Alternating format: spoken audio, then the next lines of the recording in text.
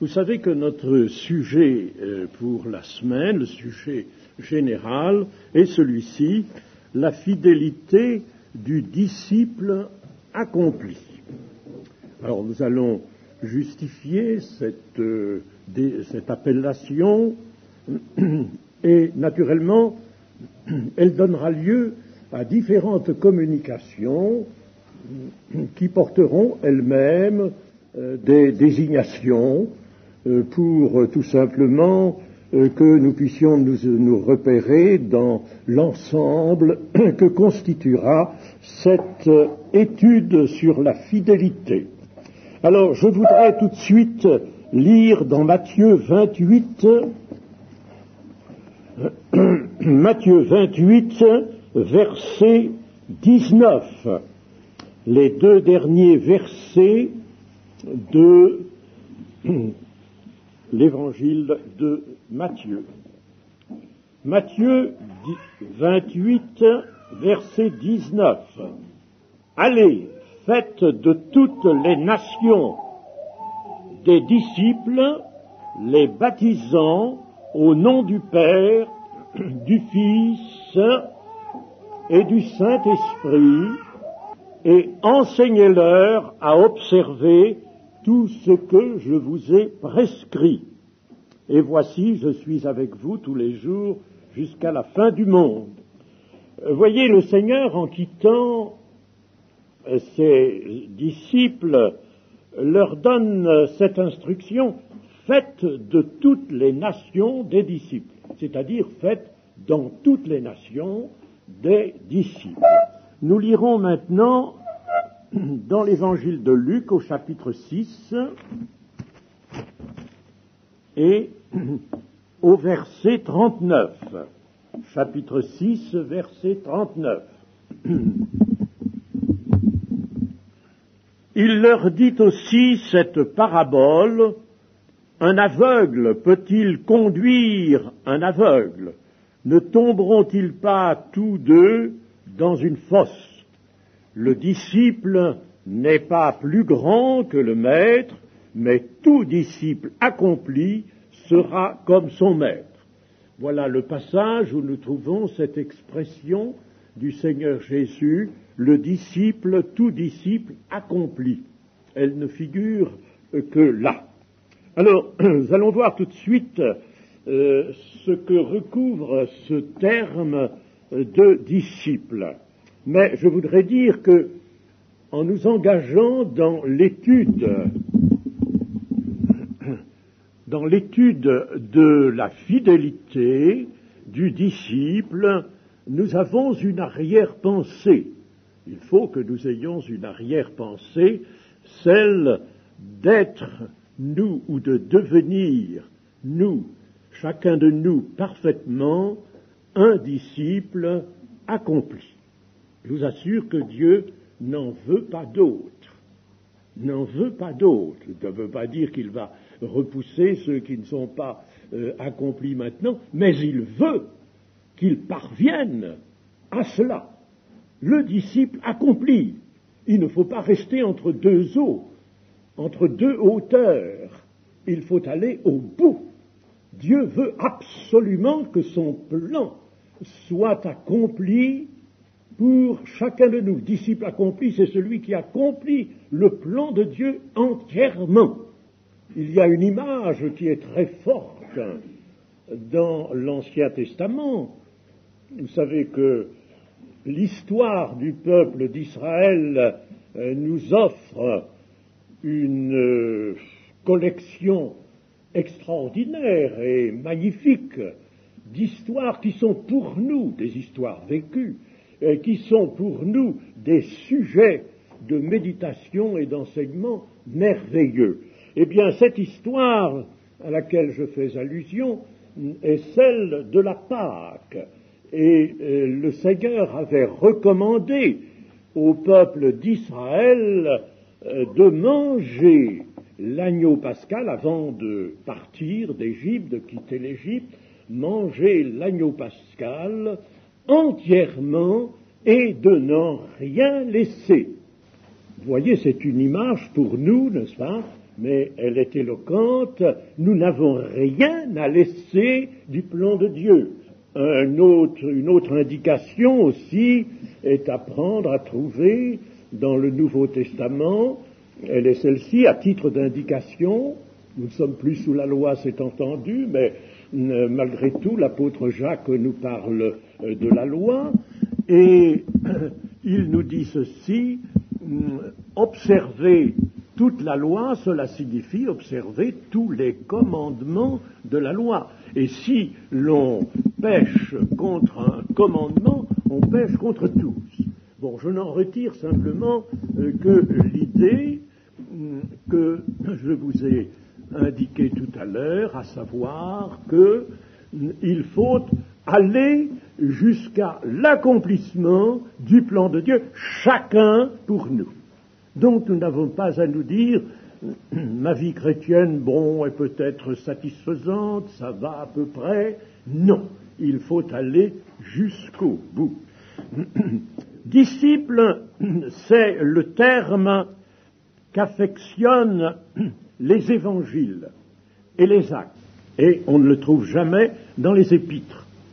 Pourquoi cela? Parce que dans les épîtres, on emploie les termes fidèles, les fidèles. Non pas les chrétiens, mais les fidèles. Avant d'être appelés chrétiens, ils étaient appelés les fidèles. Les fidèles et les saints. Et les saints.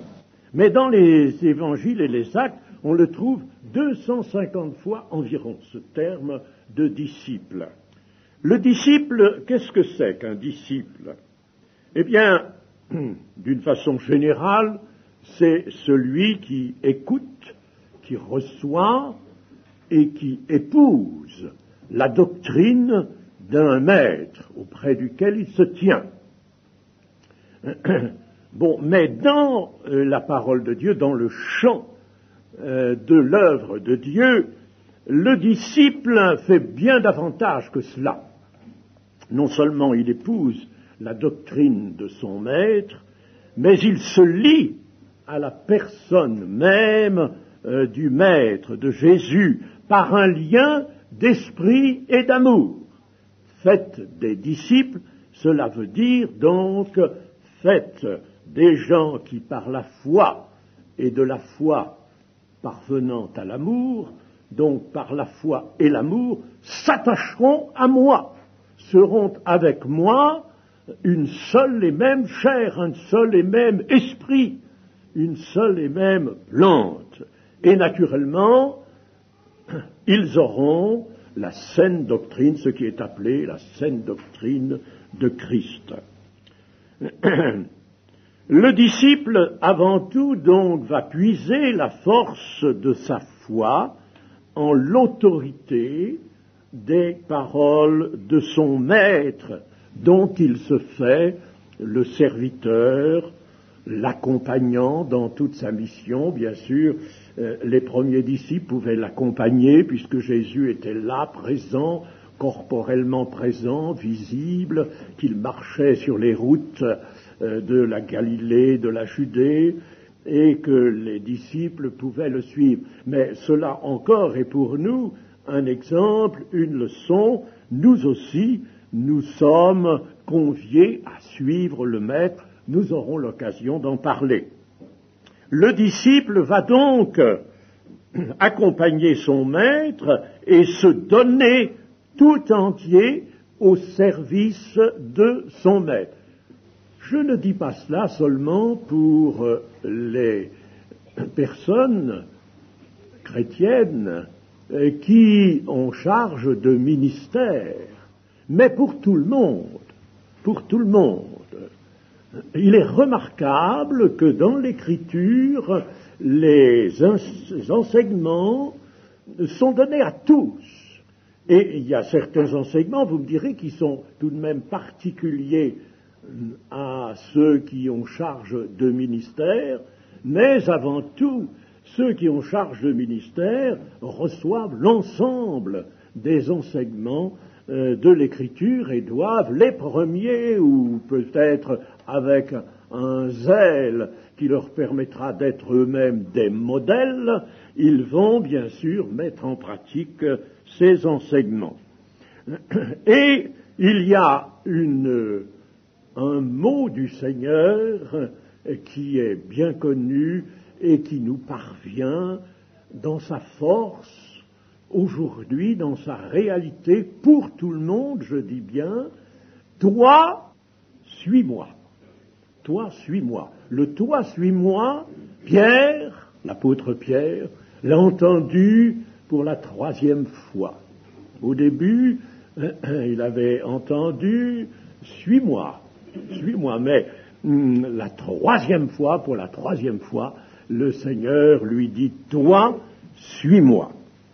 Nous le trouvons dans les évangiles, au début de l'évangile de Marc, nous le trouvons dans l'évangile de Matthieu. Je ne vais pas relire ces passages, c'est l'appel du Seigneur, quelquefois au pluriel, suivez-moi, suivez-moi. Et l'injonction du Seigneur, l'injonction pleine de promesses, naturellement, c'est pas une servitude. Le Seigneur ne manie pas des servitudes. Il manie l'amour du Père. Eh bien, cette injonction est quelque chose qui revêt, qui transporte l'autorité de Dieu. L'autorité. On voit un certain Lévi qui s'appelle aussi Matthieu et qui est là dans un bureau de péage et même il a un poste important, il a une table devant lui avec quantité de monnaie là, n'est-ce pas? Il perçoit et puis il entend cet appel du Seigneur, suis-moi. Qu'est-ce qu'il fait? Il laisse la table. C'est pas ce que c'est devenu. Je ne sais pas. Quand nous quitterons cette terre, vous savez, nous ne savons pas du tout ce que deviendront nos maisons, nos automobiles, et même Père Guillaume, n'est-ce pas? Nous ne savons pas du tout, n'est-ce pas? Nous partirons, nous laisserons tout. Lévi a tout laissé et il est parti vers son maître. Et peu de temps après, il le recevait dans sa maison. Toi, suis-moi. Il faut dire aussi que tous les membres de l'Église sont appelés. Cela, je ne sais pas si vous y avez réfléchi, mais dans Romains 8, je vous lis ceci, Romains 8, chapitre 8, verset 28, nous savons du reste que toute chose concourt au bien de ceux qui aiment Dieu, de ceux qui sont appelés selon son dessein, de ceux qu'il a connus d'avance.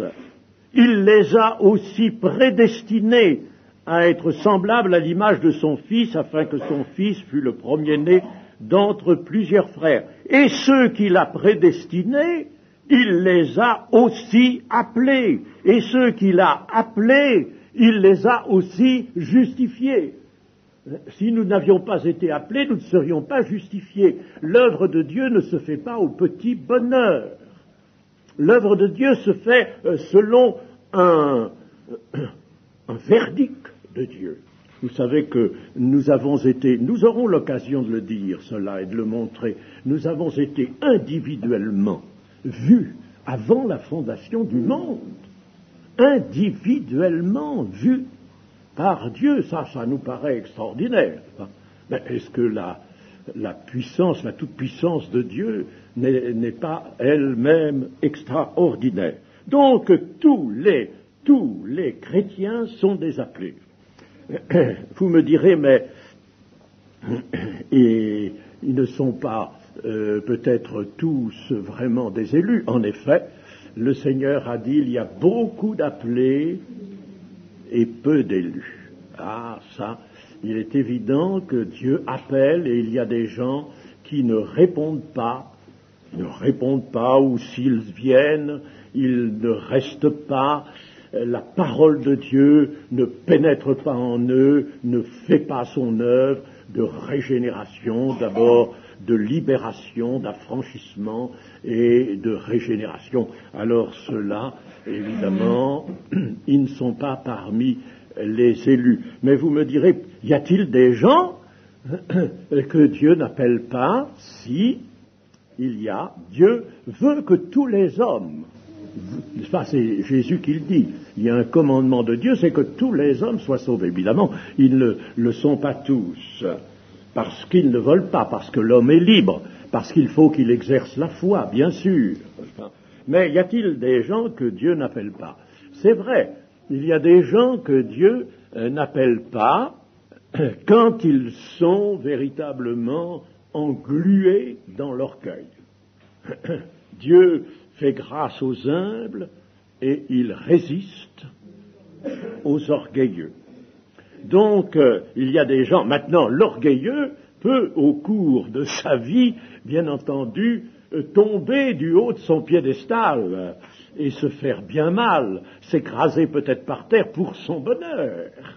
N'est-ce pas? Il verra son orgueil vraiment flétri, absolument flétri. Peut-être à ce moment-là pourra-t-il faire l'objet d'un appel de Dieu. Les disciples sont appelés à être saints. À être saints. C'est une expression que l'on trouve dans Romains, par exemple au début de l'épître aux Romains, vous qui avez été appelés à être saints. Il dit cela aux Romains, vous avez été appelés. Bon, d'une façon générale, on peut le dire tous les chrétiens, et d'ailleurs cela correspond bien au début de l'épître aux Éphésiens que notre frère a lu il y a un instant. Appelés à être saints, pas appelés à autre chose qu'à cela. Deuxièmement, il faut dire que les intentions de Dieu se complètent par ceci, c'est que la gloire de Dieu étant le but de toute l'œuvre de Dieu, la gloire de Dieu. Ça demanderait peut-être explication, mais enfin je ne peux pas m'arrêter. Sachons ceci simplement rapidement, c'est que si nous parvenons à la gloire de Dieu, tout est magnifiquement réalisé, tout est réalisé. L'éternité nous est ouverte. Tout est réalisé, tout est fait. Par conséquent, n'est-ce pas, Dieu appelle, Dieu qui est amour et qui veut notre salut, nous appelle à sa gloire. Et il nous appelle donc maintenant, pendant le cours de notre vie chrétienne, à recevoir la puissance de son esprit pour que nous servions son bien-aimé Fils, notre Maître, en tant que témoins. Voilà l'essentiel de l'appel de Dieu, ou si vous voulez, des intentions de Dieu pour le moment, pour le temps de l'Église. Et sachons aussi ceci, portons notre réflexion sur ce qui nous est appris dans l'Apocalypse, au chapitre 5 et au verset 10, Apocalypse chapitre 5 et verset 10, chapitre 5 et verset 10. Tu as fait d'eux des hommes sauvés, tu as fait d'eux un royaume et des sacrificateurs pour notre Dieu, et ils régneront sur la terre. Êtes-vous prêts, chers amis, à régner sur la terre? Régner sur la terre, avec, aux côtés du Seigneur Jésus, sous son admirable direction. Sommes-nous prêts à cela? Régner sur la terre. Mais, pour régner sur la terre, il faut que le Seigneur ait fait de ses disciples, de chacun des membres de son corps, qu'il ait fait d'eux un royaume et des sacrificateurs pour notre Dieu. On n'en tient pas beaucoup compte de cela, mais c'est une lumière apportée sur le plan de Dieu qui est magnifique. Pourquoi faire du corps de Christ, de l'Église. Pourquoi faire un royaume et des sacrificateurs pour Dieu? Mais tout simplement parce que le Maître lui-même, le Maître Jésus, est, ne l'oublions pas, sacrificateur et roi. Il a ces deux grands offices, et cela est annoncé, par exemple, ne tournons pas nos pages, nous n'avons pas le temps d'approfondir cela maintenant, mais pensons à Zacharie, qui dans son chapitre 6 nous présente cet homme dont le nom est Germe. Bon, nous connaissons un homme dont le nom est Germe, n'est-ce pas, qui fera germer. Oh, c'est magnifique cela. Eh bien, cet homme dont le nom est Germe, c'est le Messie. Et il est assis sur un trône, donc il a l'autorité royale, et il est sacrificateur sur son trône, ce qui était une chose révoltante pour les Juifs, étant donné que la sacrificature et la royauté étaient tenues séparées. Ce n'était plus, d'ailleurs, elles n'étaient pas dévolues à la même tribu. Et alors, c'était quelque chose de révoltant. Mais en Jésus, la royauté et la sacrificature se réunissent. Et alors, si c'est cela, si le plan de Dieu comporte cela, la réunion dans son Fils de la sacrificature, souveraine sacrificature, et de la royauté, ne faut-il pas que le disciple, qui est comme le maître, nous allons le voir, ne faut-il pas que le disciple, ou l'ensemble des disciples, le corps de Christ, ait aussi cette destination, dès maintenant, à être sacrificateur et roi. Sacrificateur, parce que le maître l'est. Et si nous servons le maître, nous le servons en tant que serviteur du souverain sacrificateur et du roi. Et il faut que nous-mêmes aussi, puisque nous sommes destinés à régner sur la terre, nous ayons ces deux qualifications de sacrificateur et de roi. Bon, n'approfondissons pas cela maintenant, mais c'est quelque chose de merveilleux. Alors, le disciple, donc, a conscience de cela. Le disciple accompli, il a conscience. Il a conscience qu'il est appelé pour une grande chose, très grande chose. Non seulement son salut personnel, bien sûr, cela fait l'objet de ses prières constantes et de ses préoccupations dans la méditation et dans l'exaltation du Seigneur. Oui, bien sûr. Mais il sait aussi, la conscience, qu'il est appelé à un grand rôle. N'oublions pas qu'il faudra qu'il rende compte. Il sera amené à rendre compte de ce qu'il aura fait sur la terre. Alors, nous avons dans l'évangile de Luc, nous avons certaines spécifications que le Seigneur nous donne concernant le disciple, les caractères qu'il veut trouver dans son disciple. Et ces caractères, le Seigneur Jésus y a insisté, il les a bien nettement dessinés, et il a insisté sur cette nécessité de posséder ces caractères qui sont les siens d'abord. Alors, prenons Luc 16, 39 à 40. Luc 6, pas 16, Luc 6, 39 à 40. Il leur dit aussi cette parabole.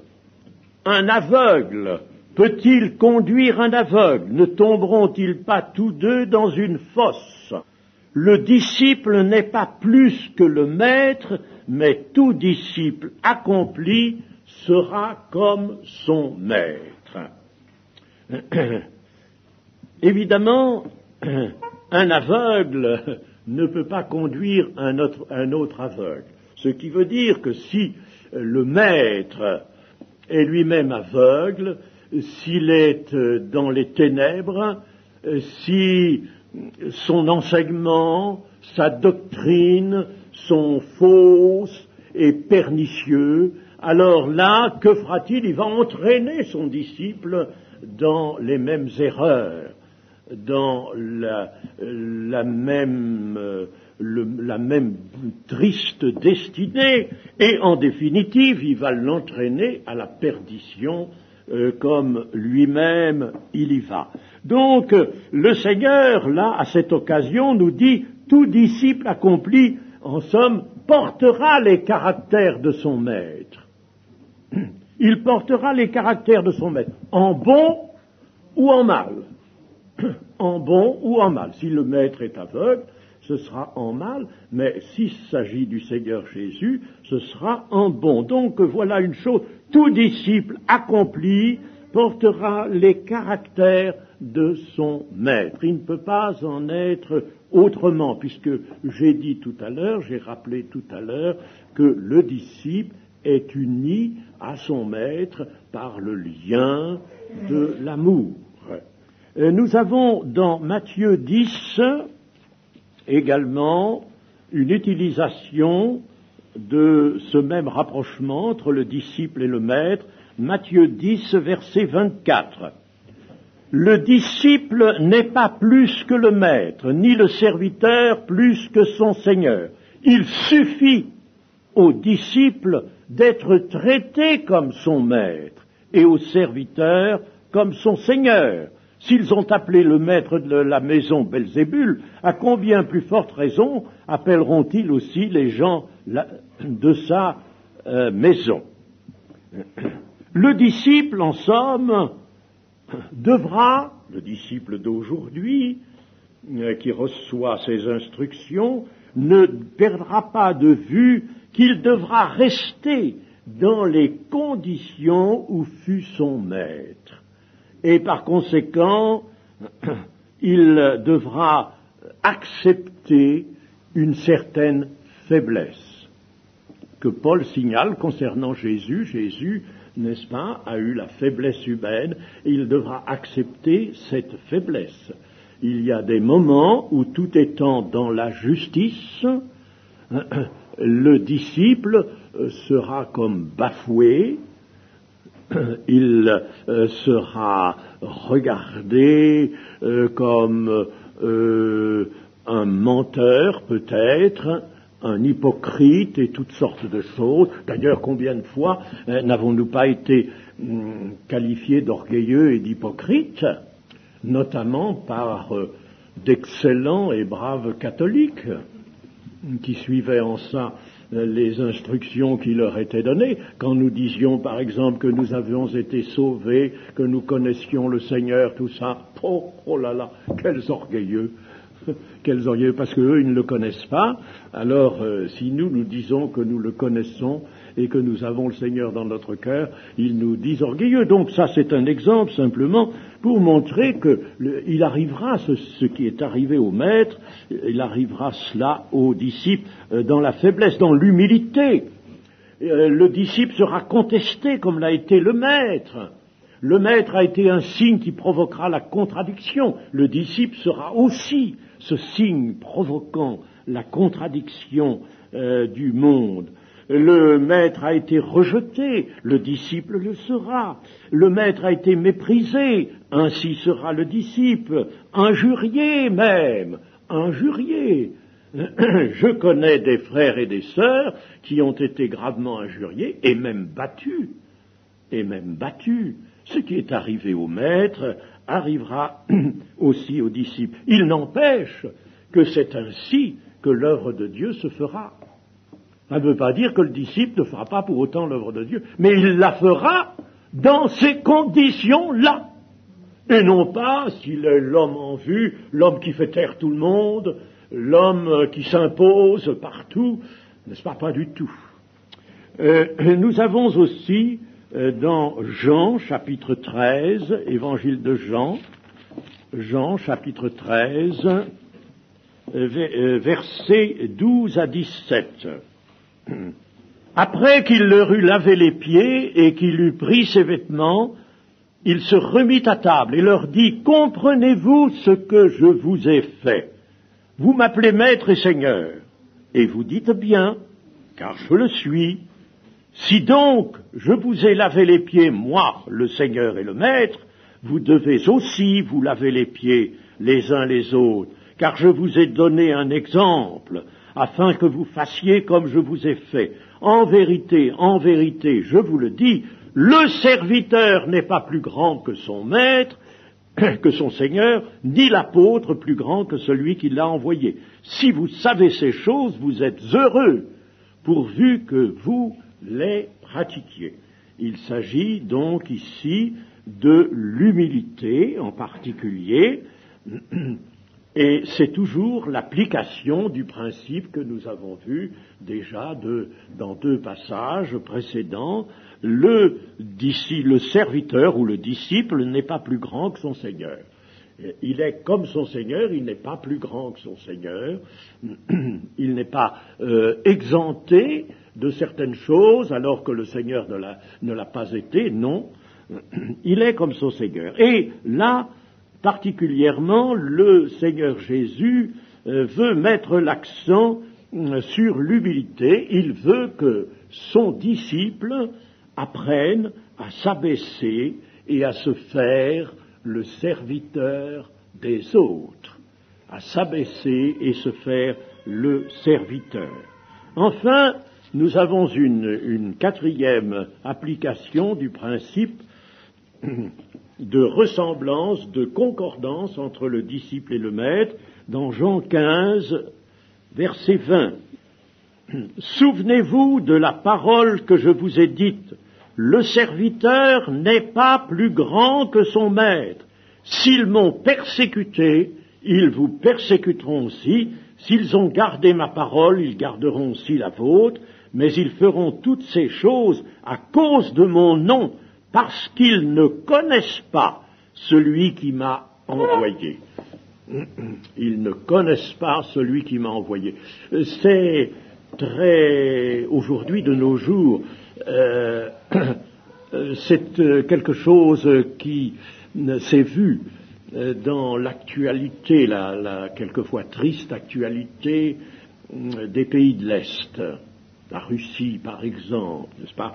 Et maintenant ça a changé. Il y a des persécuteurs, en toute dernière nouvelle, qui ont trouvé la foi dans le Seigneur Jésus.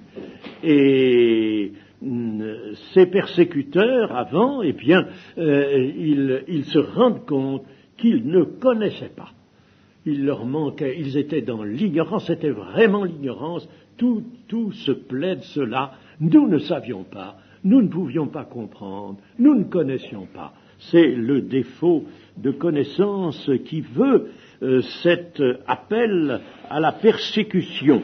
Si la persécution a sévi contre le maître, elle sévira contre le disciple. Et alors là, nous avons quelque chose de particulier et qu'il est bon d'élucider. S'ils m'ont persécuté, ils vous persécuteront aussi. S'ils ont gardé ma parole, ils garderont aussi la vôtre. Remarquez bien, la persécution, c'est dans un sens méchant, n'est-ce pas? C'est quelque chose de mauvais. Et puis garder la parole, c'est quelque chose de bon. Comment se fait-il qu'il y ait là, n'est-ce pas? Il n'y a pas unité dans ce passage, même dans cette phrase-là, il n'y a pas unité. Pourquoi? Eh bien, c'est que la traduction de notre traducteur ici, par garder, elle est littéralement bonne, on ne peut pas la critiquer, mais le choix qu'il a fait du verbe français n'est pas bon. Il aurait dû mettre dans ce passage un autre verbe qui est aussi dans le sens du terme grec, non pas garder, mais épier. S'ils ont épié ma parole, ils épieront aussi la vôtre. Et vous voyez que cette seconde partie de la phrase, n'est-ce pas, s'accorde avec la première. Donc voilà la base essentielle de la fidélité. Nous venons de voir ce matin, je vais m'arrêter là, il y a bien d'autres choses à vous dire, mais enfin nous disposerons de temps encore après cela. Voilà la base essentielle de la fidélité du disciple. Être comme son maître, pas plus grand que son maître, c'est-à-dire pas exempté des choses désagréables comme la persécution, comme l'injure, ne pas être exempté puisque le maître ne l'a pas été, être comme son maître. Et cela est une des bases, les bases, on peut dire la base essentielle en effet, de la fidélité du disciple. C'est une conformité de conditions entre le disciple et le maître qui se retrouve dans d'autres passages que nous aurons l'occasion peut-être de voir dans des expériences que nous relate aussi l'évangile de Luc, une conformité de conditions. Et il faut que le disciple accepte cette conformité. Il a accepté la conformité à la mort et à l'ensevelissement du Seigneur, conformité à sa résurrection, ça pour son propre salut, il a accepté cette conformité, mais le disciple, et ça je dis bien tous les membres de l'Église, n'est-ce pas, n'est pas quelques-uns en particulier, tous les membres de l'Église doivent accepter aussi cette conformité de conditions avec le Maître. Ne pas être différent de ce qu'il a été, ne pas être à côté des conditions qui lui ont été faites à lui-même dans la société humaine, et il faudra qu'il accepte l'humilité, la faiblesse, le mépris et, au besoin, la persécution. Il sera petit, il se fera petit, mais il sera grand et uniquement puissant par la force de l'Esprit en lui. C'est la présence en lui du Seigneur qui sera uniquement sa force. Vous voyez, s'il était dans d'autres conditions que n'a été le Maître lui-même, la force du Saint-Esprit n'agirait pas en lui. Vous voyez comme c'est absolument important, cette conformité de conditions entre le disciple et le Maître. Eh bien, ce matin, nous nous arrêtons sur cette bonne pensée. Nous sommes en marche, vous voyez, pour être chacun de nous, comme nous disions tout à l'heure, le disciple accompli que veut Dieu, le disciple accompli du Seigneur Jésus, que son nom soit béni. Amen.